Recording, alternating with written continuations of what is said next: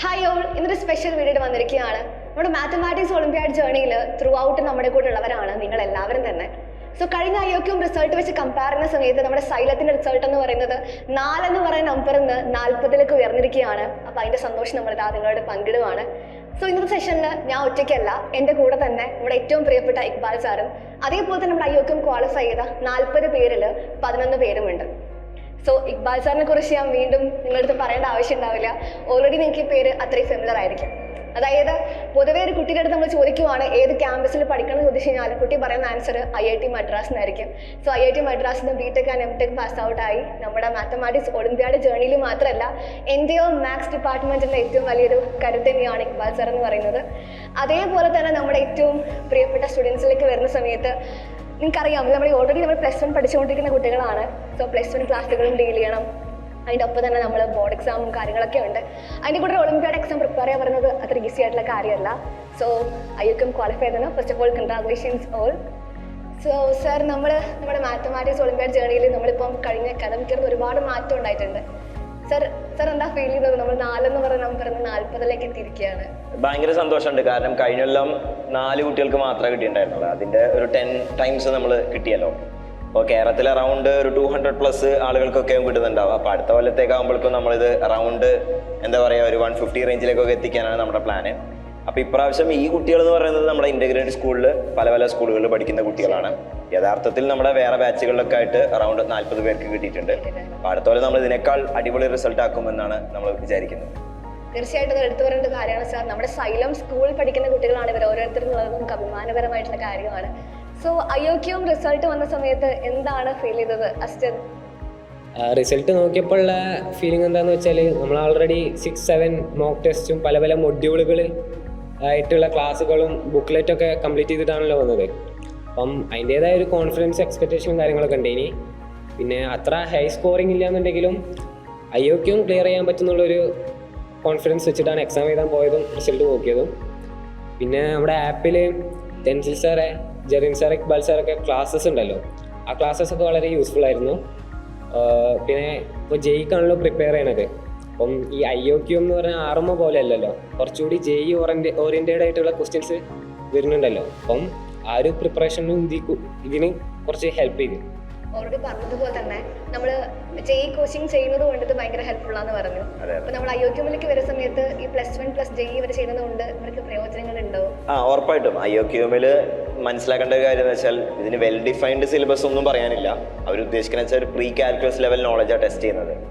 അപ്പോൾ അതിൽ കുറേ ഭാഗങ്ങൾ നമ്മൾ JEE ആയിട്ട് കോയിൻസൈഡ് ചെയ്യുന്നുണ്ടാവും. നമ്മൾ 10ാം ക്ലാസ് വരെ പഠിച്ച ബേസിക് മാത്തമാറ്റിക്സ്, അതുപോലെ കോമ്പിനറ്റോറിക്സ്, പെർമ്യൂട്ടേഷൻ, കോമ്പിനേഷൻ ഐഡിയ, കുറച്ച് സെറ്റ് തിയറി, പിന്നെ കുറച്ച് ആൾജിബ്ര, കുറച്ച് ഫംഗ്ഷൻസിൻ്റെ ഐഡിയാസ്, ഇതൊക്കെ ഉണ്ട്. പക്ഷെ അതല്ലാതെ JEEക്ക് ചോദിക്കാത്ത അല്ലെങ്കിൽ വളരെ റയറായിട്ട് ചോദിക്കുന്ന ടോപ്പിക്കുകളും ഉണ്ട്. പ്ലെയിൻ ജോമെട്രിയും അങ്ങനത്തെ കുറച്ച് കാര്യങ്ങളൊക്കെ ഉണ്ട്. ഇപ്പോൾ ട്രിഗ്നോമെട്രി ആയാലും ഈവൻ കോർഡിനേറ്റ് ജോമെട്രിയിലെ ഐഡിയാസൊക്കെ IOQMന് ഇവർക്ക് ഹെൽപ്ഫുൾ ആയിട്ടുണ്ടാവും.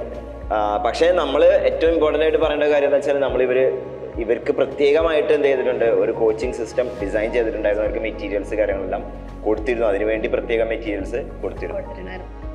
അതേപോലെ തന്നെ ഹാനി, നമ്മുടെ മെറ്റീരിയൽസും കാര്യങ്ങളൊക്കെ നിങ്ങൾ യൂസ് ചെയ്തിട്ടുണ്ടായിരുന്നു അല്ലേ? അത് യൂസ്ഫുൾ ആയിരുന്നു. As well as Dubai sir മെറ്റീരിയൽസും കൂടി ഞങ്ങൾക്ക് പ്രൊവൈഡ് ചെയ്തിരുന്നു. അതും നല്ല യൂസ് ഉണ്ടായിരുന്നു. അതും റീസണാണ്. പിന്നെ ഈ മോക്ക് ടെസ്റ്റുകളൊക്കെ അറ്റംപ്റ്റ് ചെയ്തതോടുകൂടി കോൺഫിഡൻസ് ബൂസ്റ്റപ്പ് ചെയ്യാനും ആസ് വെൽ ആസ് എക്സാമിൽ ഇങ്ങനെ ക്വസ്റ്റ്യൻസ് വരികയെന്ന് മനസ്സിലാക്കാൻ സാധിച്ചു. അത് നന്നായിട്ട് ഹെൽപ്ഫുൾ ആയിരുന്നു. സാർ, ഒരു കാര്യം പ്രത്യേകം ചോദിക്കാൻ വിട്ടുപോയി. അതായത് നമ്മൾ sir already Olympiad exam qualify ചെയ്ത ഒരാളാണ്. അപ്പോൾ ഇത്രയും വർഷം കഴിഞ്ഞിട്ട് ഈ ഒരു IOQM എക്സാം വരുന്ന സമയത്ത് എന്താണ് ഇവർക്ക് മാറ്റം ഉണ്ടാവുക എക്സാമിന്റെ ക്വസ്റ്റ്യൻസിലും പാറ്റേണിലൊക്കെ? ഞാനൊരു 20 years ബാക്കാണ് RMO എഴുതിയത്. ആ സമയത്ത് എനിക്ക് ഓർമ്മയുണ്ട്, കേരളത്തിൽ ടോപ്പറായിരുന്നു. അതായത് ടോപ്പ് 5 റാങ്കിലുള്ള ആളുകൾക്കാണ് അതിൻ്റെ ഒരു സർട്ടിഫിക്കറ്റും ക്യാഷ് പ്രൈസൊക്കെ കിട്ടുക. അപ്പോൾ അതിലുണ്ടായിരുന്നു. പക്ഷെ അന്ന് എൻ്റെ ഓർമ്മ ശരിയാണെങ്കിൽ അന്ന് IOQM എന്ന് പറഞ്ഞ പരിപാടി ഇല്ല. അന്ന് നേരെ RMO എഴുതാൻ പറ്റും.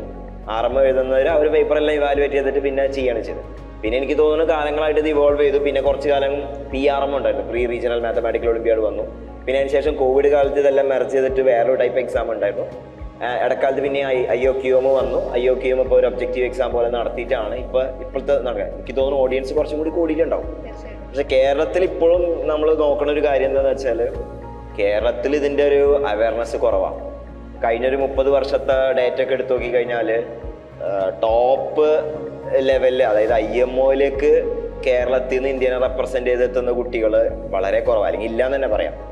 അപ്പൊ അതൊക്കെ മാറ്റം വരാന്നുള്ള കാരണം കൊണ്ടാണ് നമ്മൾ ഇപ്രാവശ്യം ചെയ്തത്. ഇപ്രാവശ്യം നല്ലൊരു അവയർനെസ് നമ്മൾ കേരളത്തില് തീർച്ചയായിട്ടും സാർ പറഞ്ഞ വലിയ കാര്യമാണ്. കാരണം നമ്മൾ ഓൾറെഡി ഈ ഒരു ബാച്ച് ലോഞ്ച് ചെയ്ത സമയത്ത് പോലും ഒളിമ്പ്യാഡ് എക്സാം എന്താണെന്നുള്ളത് പറയാത്ത, അല്ലെങ്കിൽ ഒളിമ്പ്യാഡ് ഏതൊക്കെ എക്സാംസ് ഉണ്ടെന്നുള്ള കാര്യം അറിയാത്ത കുട്ടികളുണ്ടായിരുന്നു. IOQM എക്സാം മാത്രമല്ല, ക്വാളിഫൈ ചെയ്ത് കൊണ്ട് നിങ്ങൾക്ക് RMO എക്സാം എഴുതാൻ സാധിച്ചു. ഇപ്പൊ November 16th നിങ്ങളുടെ എക്സാം വന്നിട്ടുണ്ടായിരുന്നത്. അപ്പോൾ RMO എക്സാം എങ്ങനെ ഉണ്ടായിരുന്നു ജോഹൻ? ആദ്യം തന്നെ IOQM ഒരു ഒബ്ജക്റ്റീവ് ടൈപ്പാണ്, RMO ഒരു സബ്ജക്റ്റീവാണ്. അതിൻ്റെ ഡിഫറൻസ് എന്തെങ്കിലും ഉണ്ട്. And well IOQM is more GE oriented. അപ്പോൾ നമുക്ക് GEനോട് പാരലായിട്ട് കുറച്ചൊക്കെ, നോട്ട് ഫുള്ളി ബട്ട് ദെൻ കുറച്ചൊക്കെ നമ്മുടെ പ്രിപ്പറേഷൻ അങ്ങനെ കൊണ്ടുപോകാം. But then RMO is totally different. RMO നമ്മൾ ഈവൻ CBSE ആൻഡ് ബോർഡ്സിനേക്കാളും ഡിഫറെൻ്റ് ആണ്. ബിക്കോസ് നമ്മൾ എഴുതുന്ന സ്റ്റെപ്സും CBSE എഴുതുന്ന സ്റ്റെപ്സും ഓൾ ദോ സ്റ്റെപ്സ് ആണ്. But then it's more of A mathematical explanation. നമ്മുടെ തലയിൽ സാധനം ഉണ്ടാവും, ബട്ട് ദെൻ അത് പേപ്പറിലേക്ക് എഴുതാൻ പറ്റില്ല. That I feel is a huge difference between IOQM and RMO. IOQM like ചിലപ്പോൾ ചില ക്വസ്റ്റ്യൻസ് നമുക്ക് എങ്ങനെയും കിട്ടുമായിരിക്കും. RMO അതൊന്നും പറ്റില്ല. It's not totally 0% based on luck. അപ്പം നമ്മൾ നമ്മുടെ മാത്തമാറ്റിക്കൽ ബുദ്ധിയും ആൻഡ് വെൽ തലയിലുള്ളത് പേപ്പറിലേക്ക് എഴുതാനുള്ള ഇംഗ്ലീഷും ഇറ്റ്സ് ഓൾ ഇമ്പോർട്ടൻറ്റ്.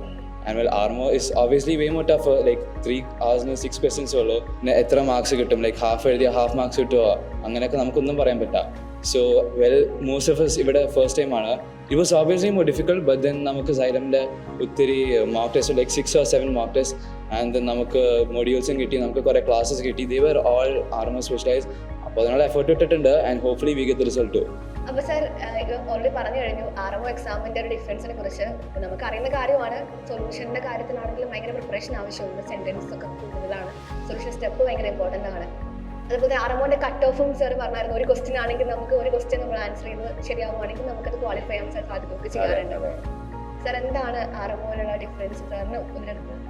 ഇത് അവൻ പറഞ്ഞ പോലെ തന്നെ RMO ബേസിക്കലി ഒരു ഡിസ്ക്രിപ്റ്റീവ് എക്സാം ആണ്. അത് നമ്മൾ ലോജിക്കലി ഓരോ സ്റ്റെപ്പ് ബൈ സ്റ്റെപ്പ് ആ എക്സാമിനെ നമുക്ക് കൺവിൻസ് ചെയ്യാൻ പറ്റണം. ഇപ്പം നമുക്ക് പല ആളുകളും നന്നായിട്ട് തിങ്ക് ചെയ്യുന്നുണ്ടാവും, തിങ്ക് ചെയ്തിട്ട് അതിൻ്റെ ആൻസറിലേക്ക് എത്താൻ പറ്റുന്നുണ്ട്. പക്ഷേ ആൻസർ എങ്ങനെയാണെന്നുള്ളത് കമ്മ്യൂണിക്കേറ്റ് ചെയ്യാൻ കൂടി പറ്റുന്ന ആ ഒരു സ്കില്ല് കൂടി അതിൽ ടെസ്റ്റ് ചെയ്യുന്നുണ്ട്.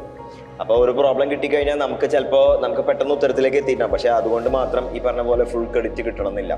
ചിലപ്പോൾ നമ്മൾ പകുതി എഴുതി വെച്ചിട്ടുണ്ടാവും. നമ്മൾ ബോർഡ് എക്സാമിലൊക്കെ കാണുന്ന ഒരു കാര്യം വെച്ചാൽ പകുതി എഴുതിയ പകുതി മാർക്ക്, അല്ലെങ്കിൽ കുറച്ച് ഫോർമുല എഴുതിയ കുറച്ച് മാർക്ക്, അല്ലെങ്കിൽ ക്വസ്റ്റ്യൻ നമ്പർ എഴുതിയ മാർക്ക്. ഇവിടെ സിസ്റ്റമാറ്റിക് ആയിട്ട് നമ്മൾ എഴുതിയാൽ മാത്രമേ അതിന് ക്രെഡിറ്റ് കിട്ടുള്ളൂ. നമ്മളിപ്പോൾ 50% ചെയ്തു എന്ന് വിചാരിച്ചാൽ പോലും 50% ഓഫ് ദ ക്രെഡിറ്റ് കിട്ടണമെന്നില്ല. പക്ഷെ എന്നാൽ പോലും ഇതിൽ എന്ത് ചെയ്യാൻ പറ്റുന്നത്, നല്ല സിസ്റ്റമാറ്റിക് ആയിട്ട് ചെയ്യാൻ പറ്റുന്ന പ്രോബ്ലംസ് അതിലുണ്ട്. നമ്മുടെ കുട്ടികളൊക്കെ ചെയ്തിട്ടുണ്ട് ഇപ്രാവശ്യത്തെ RMOയില്. അപ്പോൾ RMOയിലെ കട്ട് ഓഫ് എന്തായിരിക്കും എന്നുള്ളത് ഇനി നമുക്ക് ഇപ്പം ഭയങ്കര അൺപ്രഡിക്റ്റബിൾ ആണ്. കാരണം IOQMൻ്റെ തന്നെ പല ആളുകളും പ്രെഡിക്റ്റ് ചെയ്തതിനേക്കാൾ ഹയർ കട്ട് ഓഫ് ആണ് കേരളത്തിൽ വന്നിട്ടുള്ളത്. RMOൻ്റെ കട്ട് ഓഫ് എന്താണെന്ന് നമ്മൾ കണ്ടറിയാൻ തന്നെ വേണം. നമുക്ക് 17 മാർക്സ് അല്ലേ വരുന്നത്? ഏതൊരു തവണ 17 ആയിരുന്നു കട്ട് ഓഫ്? എനിക്ക് തോന്നുന്നു കഴിഞ്ഞ വർഷം അറൗണ്ട് 17 മാർക്കായി തോന്നുന്നു അല്ലെ കട്ട് ഓഫ് വന്നിട്ടുണ്ടായിരുന്നത്. അതിന് മുന്നത്തെ കൊല്ലം 1 മാർക്കായിരുന്നു കട്ട് ഓഫ് വന്നിട്ടുണ്ടായിരുന്നത്. അത് പരീക്ഷ ഭയങ്കര ടഫാണ് സമയത്ത് 1 മാർക്ക് കഴിഞ്ഞ മുന്നത്തെ കൊല്ലം വന്നിട്ടുണ്ട്. അപ്പോൾ ഇക്കൊല്ലം ഞാൻ എക്സ്പെക്ട് ചെയ്തത് അറൗണ്ട് 17ൻ്റെ അടുത്തേക്കൊക്കെ വരുമെന്നാണ് ഞാൻ പ്രതീക്ഷിക്കുന്നത്. കാരണം അതിലൊരു ക്വസ്റ്റ്യൻ എന്തായാലും എല്ലാവർക്കൊക്കെ ചെയ്യാൻ പറ്റുന്ന ഒരു ക്വസ്റ്റ്യൻ ഉണ്ടായിരുന്നു. 17 മാർക്ക് ആവുമെന്നാണ് ഞാൻ പ്രതീക്ഷിക്കുന്നത്.